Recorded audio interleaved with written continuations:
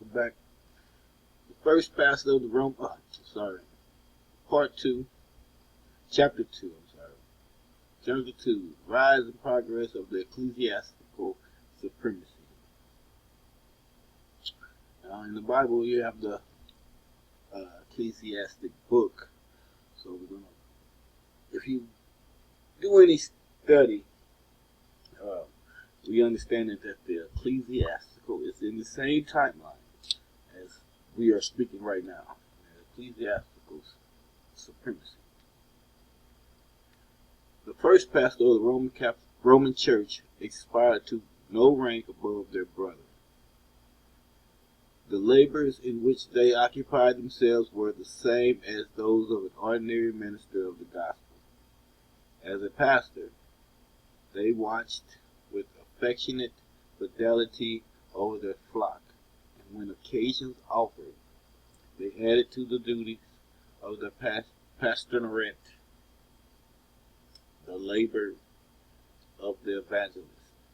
All of them were eminent for their piety,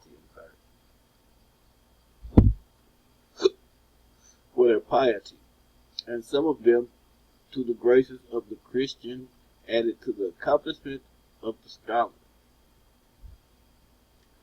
Clemens of Rome may be cited as an instance, for he was the most distinguished Christian writer after the apostles of the first century.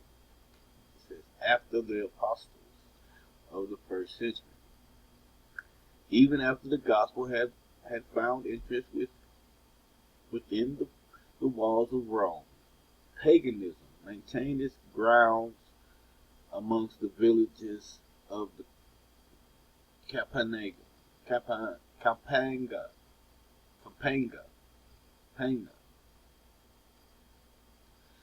think that says campaign. Accordingly, it became the first care of the pastors of the metropolis to plant the faith and found churches in the neighboring towns. They were led to embark in this undertaking, not from the worldly and ambitious views which began in course of time to actuate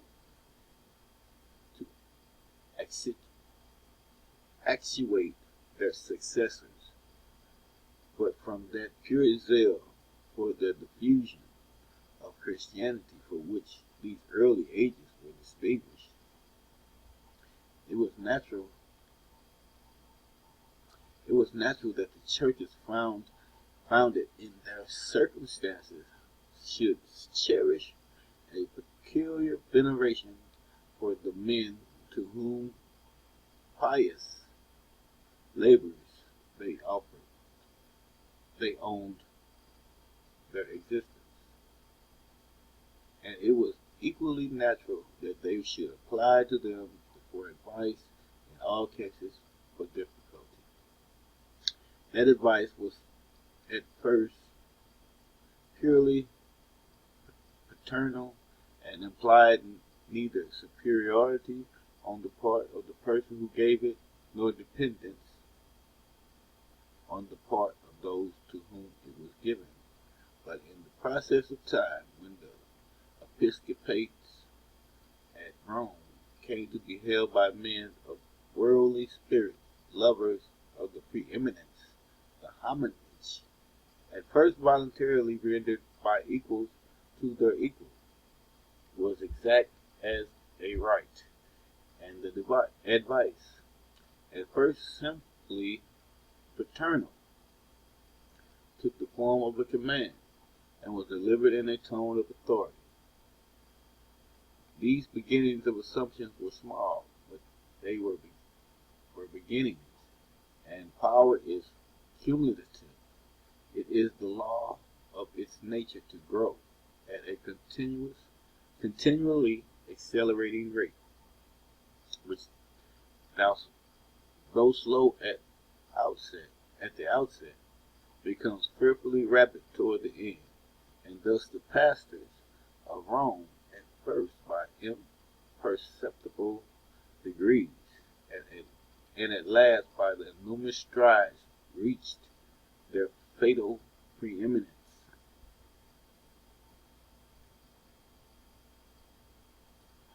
Such was the state of matter in the first century, during which the authority of the presbyter or bishop, for these two titles were employed in primitive times to distinguish the same office of the same order of men, do not extend beyond the limits of the congregation to which they minister.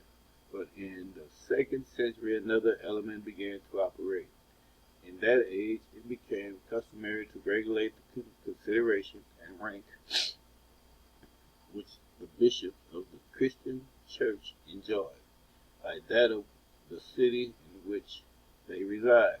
It is easy to see that the influence and dignity which would thence occur to the Bishop of Rome, and the prospects of grandeur and power which would thus open to the aspiring prelate who now occupied that seat. Rome was the mistress of the world. Rome was the mistress of the world. During ages of conquest, her dominion had been gradually extended, till at last it had become universal and supreme. And now she exercises a mysterious and potent charm over the nations. Speak on it. Her laws were received and her sway submitted to throughout the whole civilized earth. the, the first Rome was herein the type of the second Rome, and if the spectacle which she exhibited of a centralized and universal despotism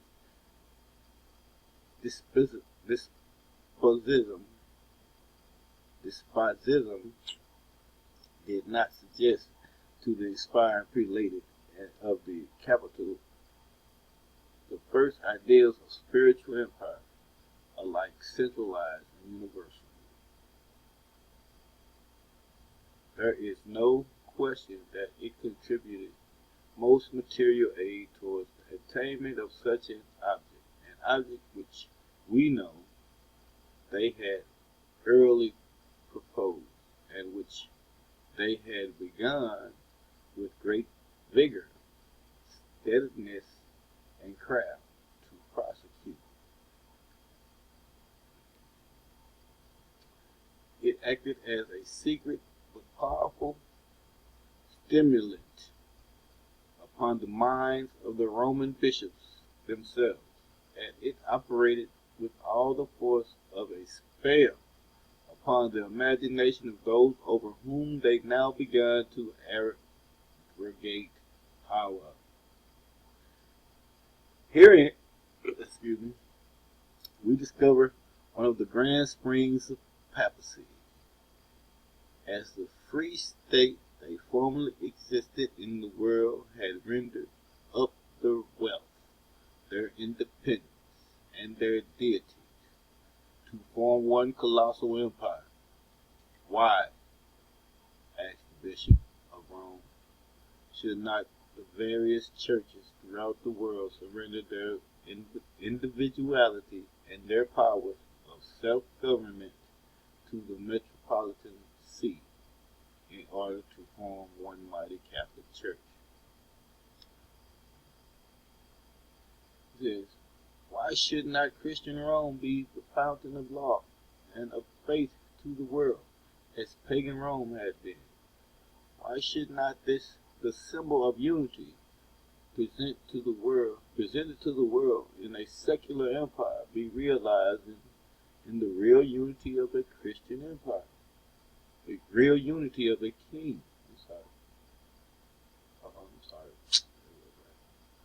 Why should not the symbol of unity presented to the world in a secular empire be realized in the real unity of a Christian empire,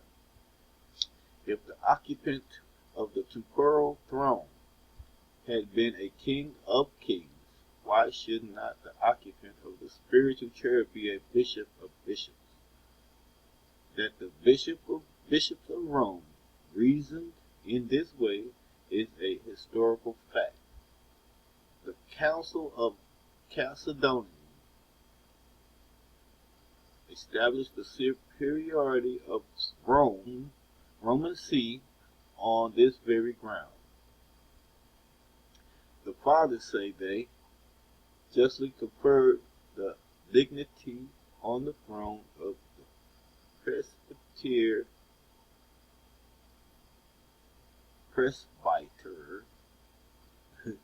of Rome,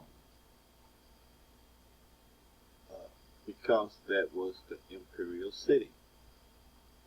The mission of the gospel is to unite all nations into one family.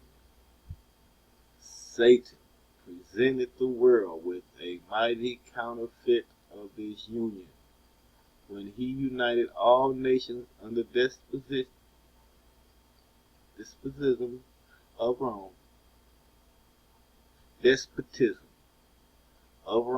that thus, by counterfeiting, he might defeat the reality. The rise of the Provenical Ecclesiastical Council wrought in the same way. The Greeks, copying the model of the Amphitronic Council, the Amphitronic Council, with the first to adopt the plan of assembling the duties of the churches of a whole province to deliberate on affairs of consequence. The plan, in a short time, was received throughout the whole empire. The Greeks called such assemblies synods. The Latins termed them councils and styled their laws or resolutions canons. In order to temper the deliberations and to execute the resolutions of the assembly, it was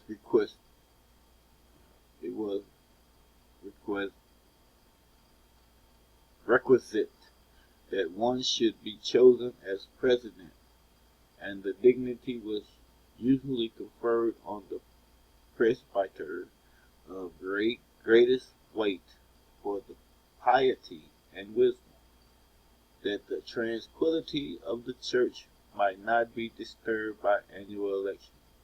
The person raised by the suffrage of his brethren to the presidential chair was continued in it for life.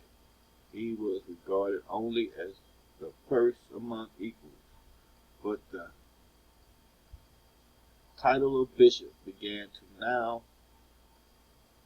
to acquire a new significance and to rise itself above the humble affiliation of presbyter.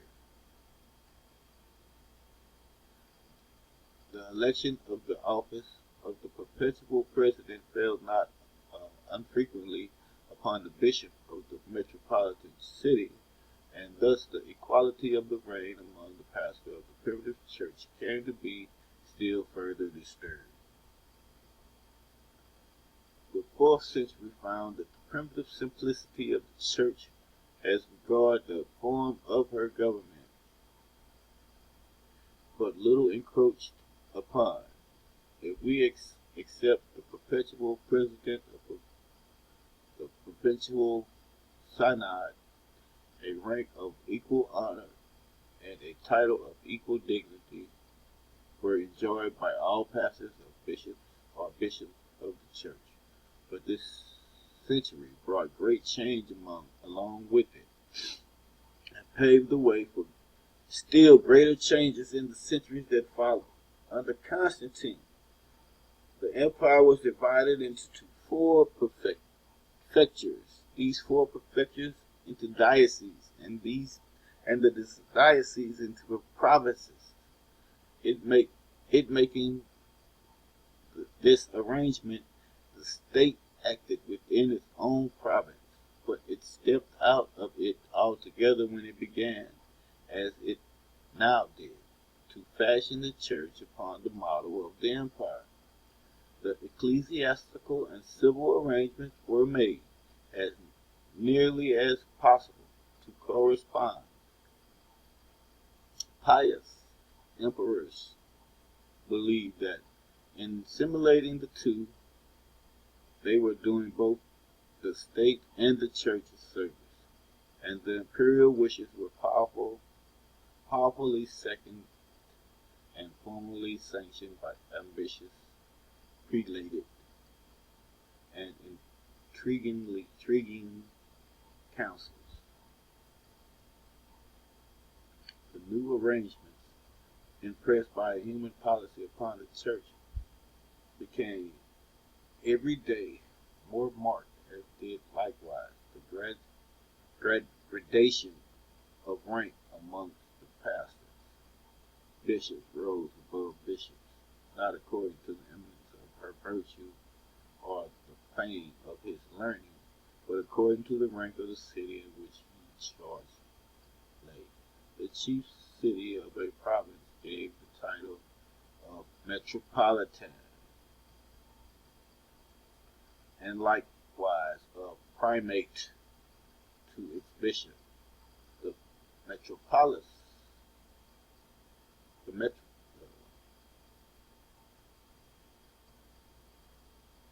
metropolis of a diocese conferred on its pastor the dignity of exarch. Over the exarch were placed 4 presidents or patriarchs, corresponding to the 4 praetorians, prefects created by Constantine. But it is probable that the title of patriarch, which is of Jewish origin, was at first common to all bishops, and gradually became to be employed as the term of dignity and eminence. The first distinct recognition of the order occurred in the Council of Constantinople, A.D. 381. At that time we find but 3 of these great dignities in existence: the Bishop of Rome, Antioch, and Alexandria. But a 4th was now added, the Council, taking into consideration that Constantinople was the residence of the emperor, decreed that the Bishop of Constantinople should have the prerogative next after the Bishop of Rome, because his city was called New Rome. In the following century, the Council of Chalcedon declared the bishop of the 2 cities on a level as regarded their spiritual rank, but the practice of Old Rome was more powerful than that decree of the fathers.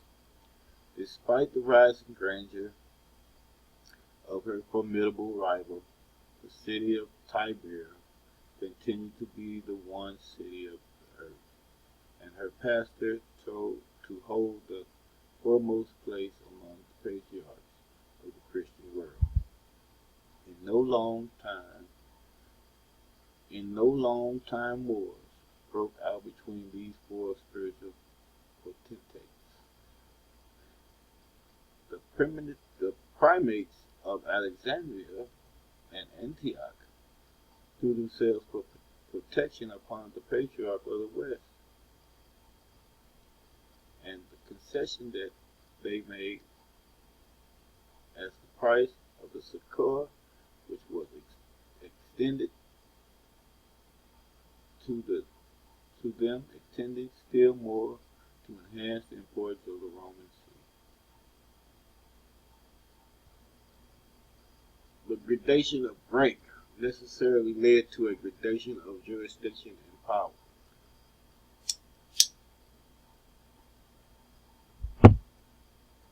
First came the bishop, who exercised authority in his parish. and to whom the individual members of his flock were accountable. Next came the metropolitan, who administered the ecclesiastical affairs of the province, exercised superintendence over all the bishops, convened them in synods, and assisted by them, heard and determined all questions touching religion which arose within the limits of his jurisdiction. He possessed, moreover, the privilege of having his consent asked to the ordination of bishops within the province.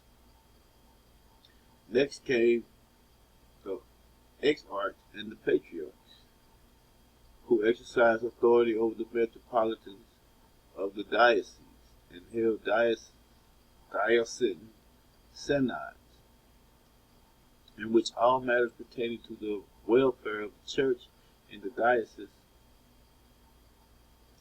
were deliberated upon and adjudicated. There needed but one step more to complete this gradation of rank and authority, a primacy among the exarchs.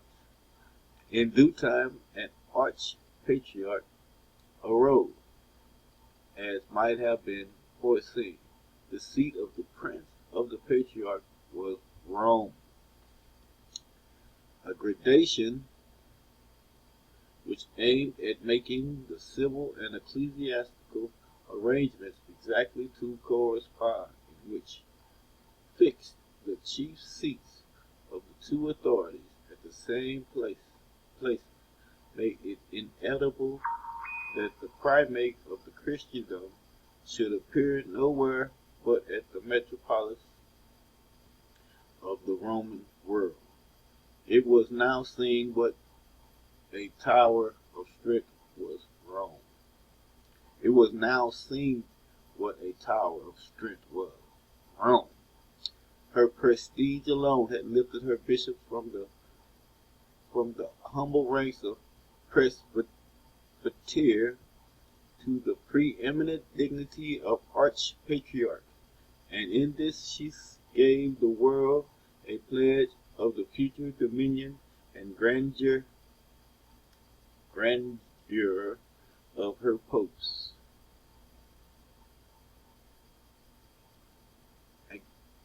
A gradation of rank and title, however suitable to the genius and conducive to the ends of a temporal monarchy, consorts but ill with the character and objects of a spiritual kingdom.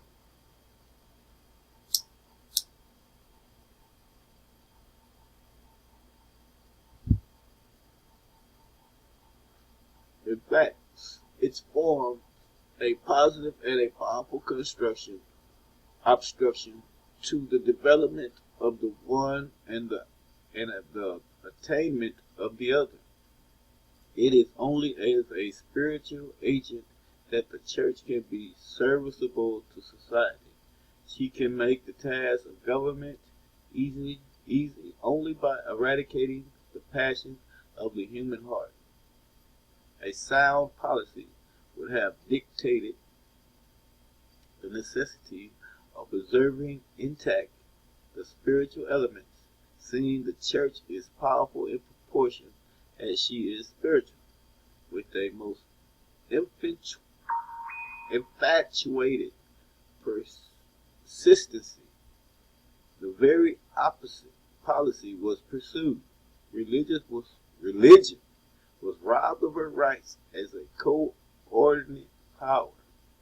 She was bound round with the trappings of state. The spiritual was in chains. The carnal had free scope given it. And then the church was asked to do her office as a spiritual institution, a defunct organization. She was required to impart life.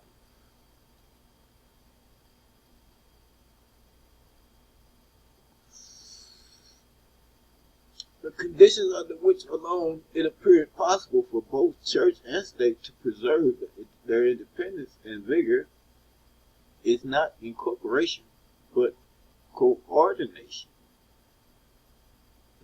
God created society as he created man at the beginning, not one, but twain. There is secular body and there is a spiritual body upon the earth. We must accept the fact and deal with it in such a way as will allow of the great ends being gained which God intends to serve by ordaining this order of things.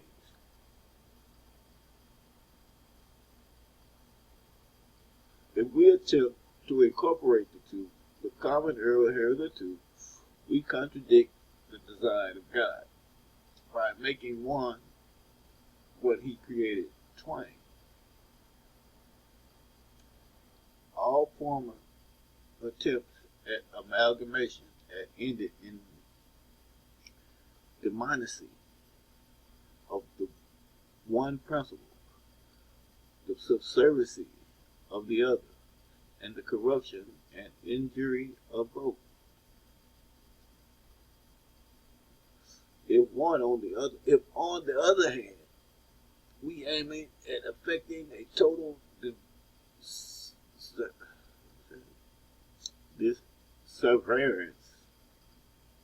we not less really violate the constitution of society and arrive at the same issues as before. We virtually banish the one principle and install the other. Excuse me, I'm saying these words.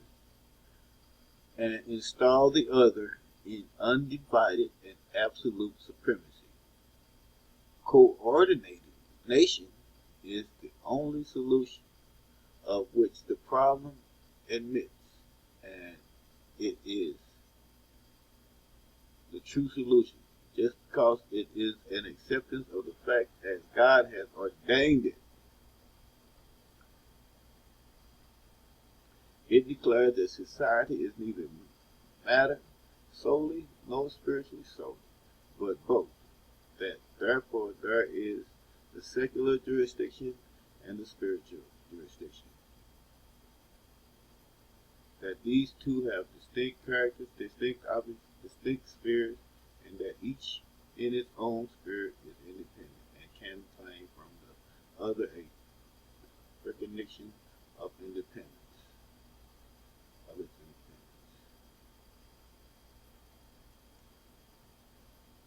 The tape is going to go out. I might have to get back with you guys. But if y'all can go back over it, there's some hot stuff in here that we can already go over with the brothers, Lex, King Drop, Hiram Art. I'll praise to those brothers. Keep up the good work. And I'll be back at y'all with another part to the history of the papacy. God bless. Peace and blessings.